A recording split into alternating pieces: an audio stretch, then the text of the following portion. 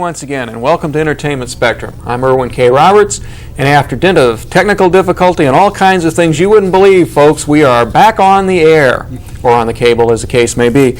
And with me tonight are Mike Wildman and Craig Delick of the MoKan Comic Book Convention, and we are going to talk comic book collecting, comic book conventions, and a few other things before this half hour is done. Good evening, gentlemen, and welcome to Entertainment Spectrum. Thank you. Now, Craig, you are a comic book collector. You've been collecting for how many years? Well, full-time since about 1956.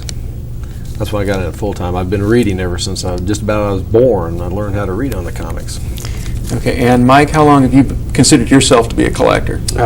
Been a collector for about 20 years. Been a reader for a lot longer than that. Yeah. Okay, folks, and let's get something out of the way right now. Your old host is also a comic book collector. So I set this up, folks, so don't get any misconceptions. I'm also a collector, and I'm into this stuff as well. But I'm trying to bring a little bit more intelligence to the interviews about comic book collectors that are usually seen around the country. As a matter of fact, a few years ago, I wrote an article that was published in the Kansas City Star about a comic book. And I mailed a copy to the editor of that book. He wrote me back and said, hey, it's nice to see an intelligent article about comic books and collectors for a change. And believe me, most people have no idea how to deal with comic book fans and collectors, or fantasy fans and collectors as well. So, with that out of the way, let's get started here. Mike, why does a grown man collect comic books? Let's start off with one of the hard ones. Okay. Well, I think the main reason that would be for me is because I really enjoy the comic books. I appreciate the artwork and look at them from a historical value. I think they're very important in reflecting the times in which they were written. But I mainly collect for the art and the story, and just the enjoyment that I get for that reason. Not really as investments, but just for my own enjoyment. Okay. Now, excuse me, you also collect because you enjoy it. All right. Why not stamps, for instance? Well, stamps really never interested me all that much. This was something that I really got hooked on when I was about 3 years old, and it just sort of just followed after that. Just my brother collected comics. They were always around the house. I got started on them very, very young. It was just something that I continued with. But as the years went by and the more and more that I collected, this was something that I really got into for the beauty of the magazines and for the artwork and the stories rather than anything else. Now, you brought with you tonight one thing that precedes comic books as we know them today, and if you'd hold that up, these are all in protected containers, folks. And one other ground rule we'd like to get out of the way right now. We're not going to talk cost on these things, but a lot of these items you're going to see tonight are pretty valuable. And they want it known, folks, that the stuff you're seeing here tonight is not stored in their homes at any time. Matter of fact, we missed getting something out of the vault today because it's Columbus Day as we tape and the bank was closed. Right. So that being said, for safety's sake, so don't go burglarizing their houses because the stuff ain't there. And we have here a copy of, I believe, around 1933. This is the August 1933 Shadow. This is one of the most famous issues probably that appeared. It was called The Black Hush. And even though this appeared in 1933, those people who are knowledgeable about Superman realize that this issue of The Shadow appeared about the same time that Superman was actually created by Siegel and Schuster. And so it was around about the same time, even though Superman didn't make it around until 1938. But this is probably one of the most beautiful covers and artistic ones that was done. And it also features a major city power blackout, as I recall. Right. This predated the blackout of Manhattan years before it ever really occurred. 33 years. Right. Sure. So here's a little prophecy along with it. Now, these folks are here to promote a comic book convention. The first comic book convention that I'm aware of occurred about 1962 or 63. The first one I ever went to was in 1966 in St. Louis. And a comic book convention or a science fiction fantasy convention is like just about nothing else on the face of the earth, folks. No ifs, ands, or buts about it. There are people there whose interests will defy imagination, whose interests are imagination. Now, we have a bit of tape from last year's MoKan Comic Convention that we're going to show you now. Just a couple of minutes of bits and pieces of people at a convention, buying, selling, chatting, and what.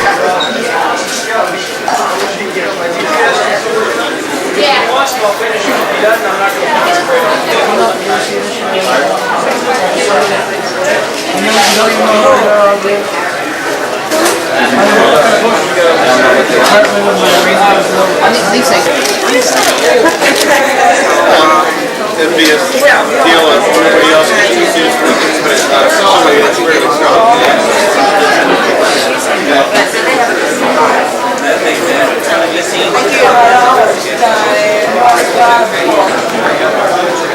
Hey, how's it going? Huh? Good, dude? Gee whiz.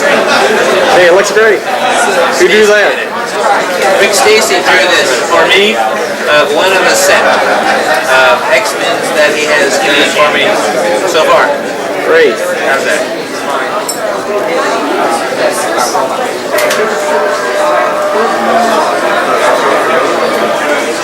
Like number one. And there you have, folks, is something that they call a huckster's room at a science fiction and comic book convention. I'll let you guess, but not for long. That's where they buy and sell and trade all kinds of material. Stuff you wouldn't believe was collectible, most of you anyway. But we would, wouldn't we, folks? Sure, that's right. Easy to believe. Okay, that was some of your magazines on display in that Right. one large stand, I believe. Now, collecting can be a very general thing. I'm more of a general collector. I collect a little bit of this and a little bit of that and a little bit of the other thing. Now, you two have basically one major interest in your collection. Specific. Marvel Comics for one and DC for the other. DC being Superman comics, folks, for those of you who aren't initiated. Marvel Comics being Spider-Man, the Fantastic Four, plus their predecessors in the late 30s, 40s, and 50s. Now, we'll start here. You have the one of the very first Marvel comics ever produced. In this case, Marvel Mystery Comics #2. Yeah, this is Marvel Mystery 2. It's actually the first comic that carried the title Marvel Mystery. The first issue was called Marvel Comics.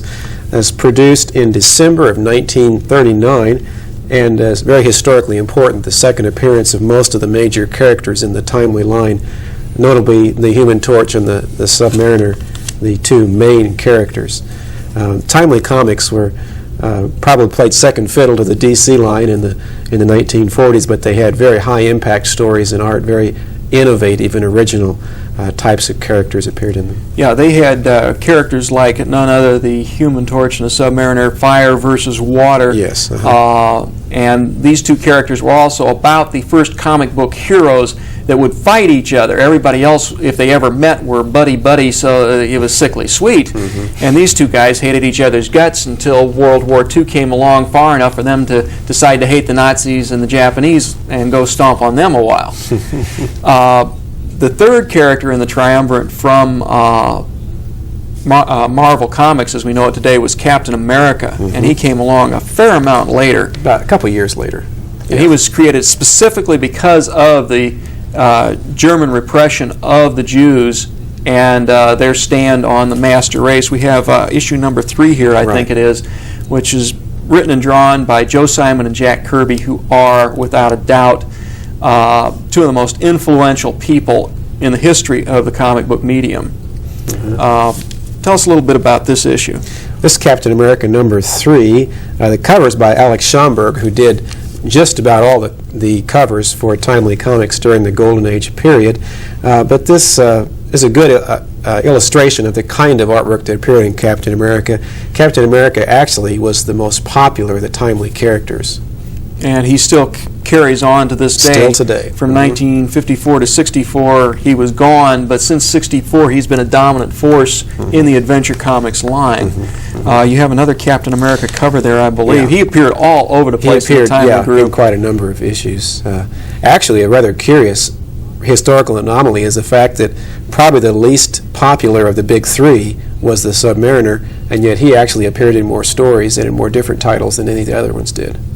Well, he was also the only one that attained any amount of popularity when the stuff was revived in the 1950s. Exactly. Instead of 4 or 5 appearances. He had a couple of dozen before the things faded out again. Well, the reason for that was that there was a possibility of a movie tie-in because of the popularity of Sea Hunt in the 1950s. There was actually an option on the Submariner character for a TV show and movies, and they kept the comic book going in case that actually ever came to fruition, which it didn't. Well, the same thing happened in the 1970s. There was a Submariner movie optioned, and when Man from Atlantis bombed so abysmally, the Submariner movie was never made.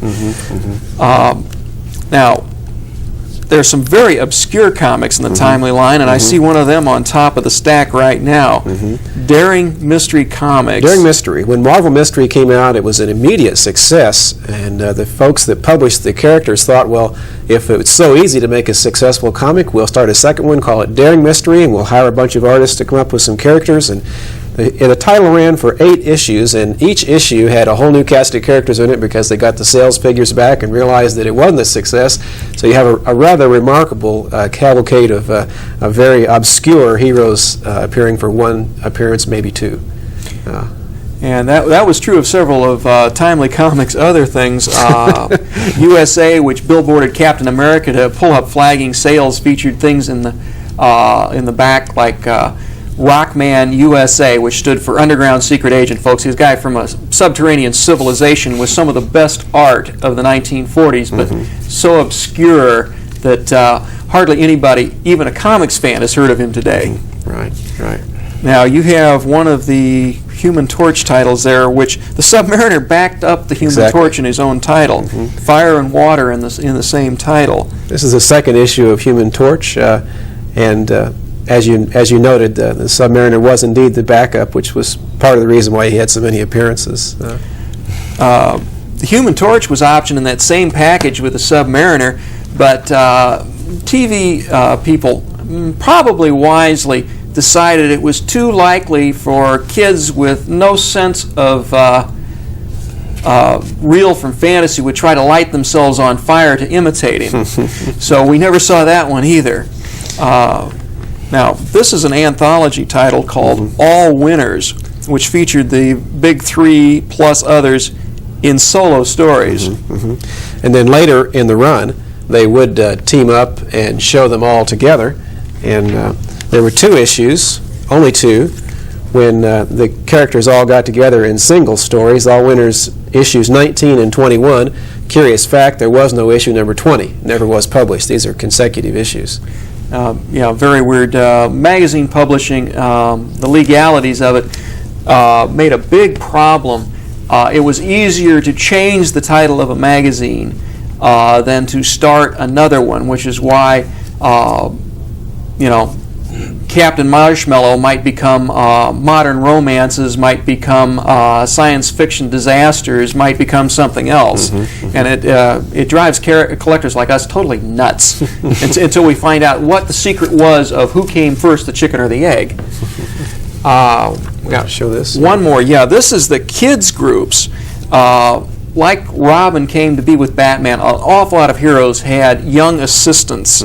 And the Captain America's young assistant, Bucky, who was immediately killed off when he was when Captain America was revived in the 60s, and the Human Torch's assistant Toro, and a bunch of kids right out of the Dead End Kids movies would totally cream Axis villains in wholesale lots, making absolutely no sense, but they're great reading.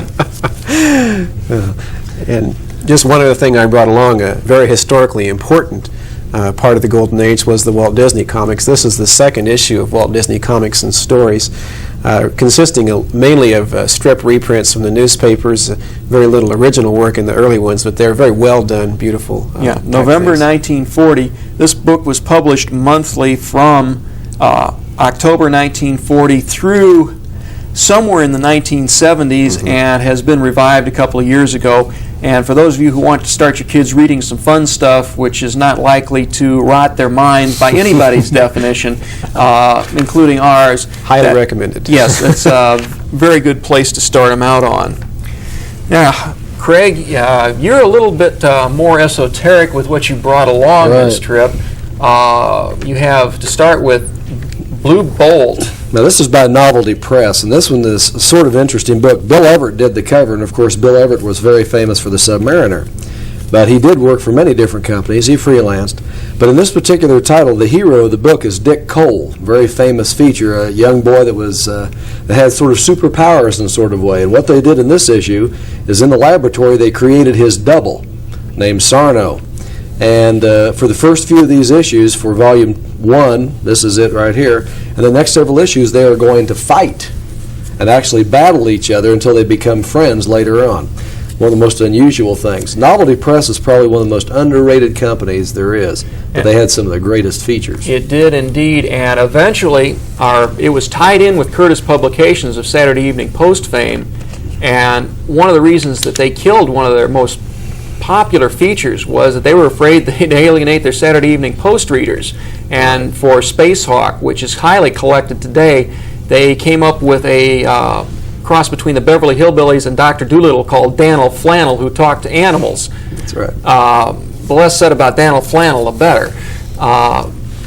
Now, what we've got here is from Leave Gleason Publications, and this is Daredevil, the very first issue. And in this one, they spotlighted the battle between Hitler and Daredevil, and all of Leave Gleason's main features, like the Silver Streak and the Claw and many of the others, will be fighting against Adolf Hitler in this particular story. One of the things about the early Daredevil is he was mute. He could not talk. Whereas the new Daredevil of Marvel today, of course, cannot naturally see where he's going. But anyway, this was a great issue. It was done by Leave Gleason, and it's probably one of the best ones that they did. Very highly collectible. And another one that came out about the same time that featured the Claw, which was in the Daredevil, was Silver Streak Comics, and this one done by the great Jack Cole, who is very famous for his Plastic Man feature. This particular one is probably one of the most famous covers that has ever done. This is what I mean by beautiful artwork. Without a doubt, this cover has to rank up at the top. And this was one of the few cases where the villain was the main feature of the strip, and different heroes would take a run at him. He was eventually killed off and kept coming back. Right. Now, for beautiful covers, I think that of all the things that were brought along tonight, this is probably about the most beautiful piece of artwork. This is, I believe, the Red Bee, isn't it? Mm-hmm. Right, and this is done by Lou Fine. It was one of the greatest beautiful artists ever to work in comic books or with line work out of it. Right, this is art at its best. And really. of course, very few of the interior features, unfortunately, came up to the quality of some of these Lou Fine covers. Right. But at least the covers were beautiful, very highly collectible. Now you have... From Fawcett Publications, we have probably the chief competition for Superman. This was Captain Marvel. And if you look very closely at the cover, you'll notice that Captain Marvel looks just like Fred McMurray, because artist C.C. Beck patterned his character after Fred McMurray. This is the very first issue of Whiz Comics. Which is numbered 2 for obscure reasons. And the granddaddy, of course, is Superman. This is the very first issue. Which was a reprint issue anyway. Which was reprints of all the early action stories. This is Superman 1 by Joe Shuster. Beautiful cover. And then, of course, the counterpart to Superman was Batman. This is Detective 29 that featured Batman against one of his most famous villains, Dr. Death. And you'll note that the cape had not settled into its permanent position and actually had the shape of an extended bat wing at this point. And according to the publications, this is the way the new Batman movie is going to be filmed, with this cape looking just like this. So it's interesting to note that. But is it still going to be Michael Keaton? Still be Michael Keaton. God help us all. This is Batman 1, of course, which was very famous in its own right. This issue does feature the last solo Batman story, which was supposed to appear in Detective 38, but was axed when they introduced Robin in that issue. And this issue has been reprinted within the last decade and is available at relatively inexpensive prices for those of you who may be interested in the first appearance of the Joker, for instance. Right, and also, an interesting thing about in here, Batman does kill. He has guns on the bat plane, and he does wipe out a few people. This is before he became Law and Order. The first time that Batman, Robin, and Superman ever appeared together on a cover was on New York World's Fair of 1940. These were issues that were made up to be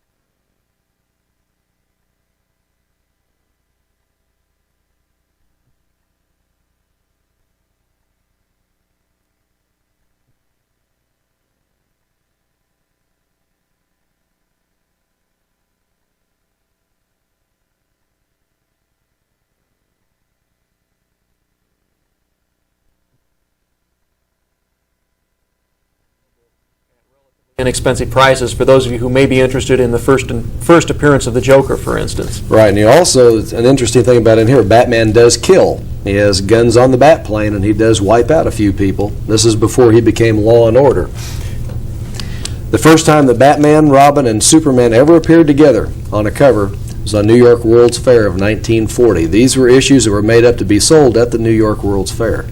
And this has a whole host of features besides the lead features on the cover. Just about everybody in the DC Comics stable was in that thing. There are reprints available on that, and for those of you who want to spend just a few bucks, you can get a look at what DC Comics was all about in early 1940. Now, New York World's Fair eventually turned into World's Finest Comics, and this is the third issue of that.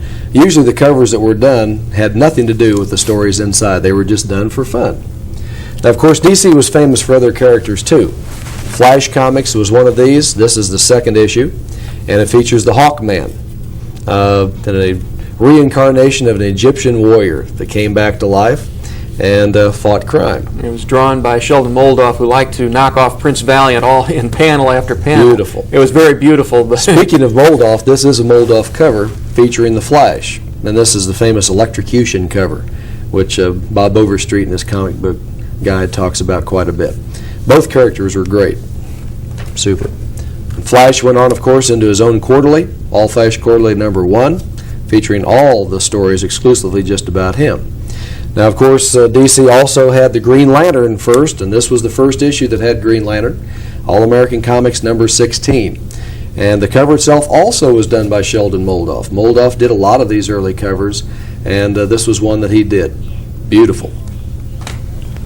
Green Lantern #1 followed soon after. Howard Purcell did the cover on this one. Purcell did a lot of covers for DC. he worked for DC for, 30 years before he passed on. At least that long. And we're going to take a quick break here. One of the longest working artists in comic book history is Curt Swan, who's been drawing Superman almost continuously for 35 years. And we got some tape with him when he was in town last year at the MoKan Comics Convention. Let's have him tell you a little bit about how comics are put together. Working now? Yeah, go. Here we have a pencil page, and I have a script. I work from a script, and it gives me a general idea of what is to go into the page. Here I have illustrated the scene for a title called Teen Titans. After I get it to this stage, it then goes to a letterer, and he puts in the captions in balloons. After that, an inker goes over my pencils. From that, it goes to the color. So that's about what I do.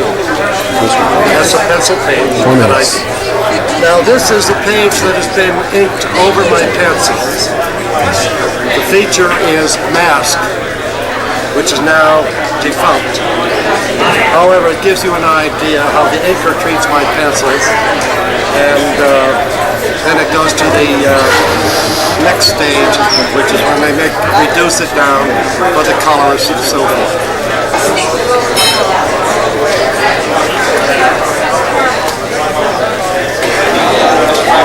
There we go. What's happening? Hello. How are you? And there you have a quick look at Curt Swan, who's probably drawn more pages of adventure comic books than any other man living or working today. I don't think I'll get any argument on that, will I, gentlemen? I don't think so. The man has turned out a huge volume of work. Now, we got a couple more comic books to show off, and then we'll talk a little bit about the upcoming convention, which will be just in a couple of weeks when you see this. Okay, we've got three more here. This one is Adventure 61 that introduced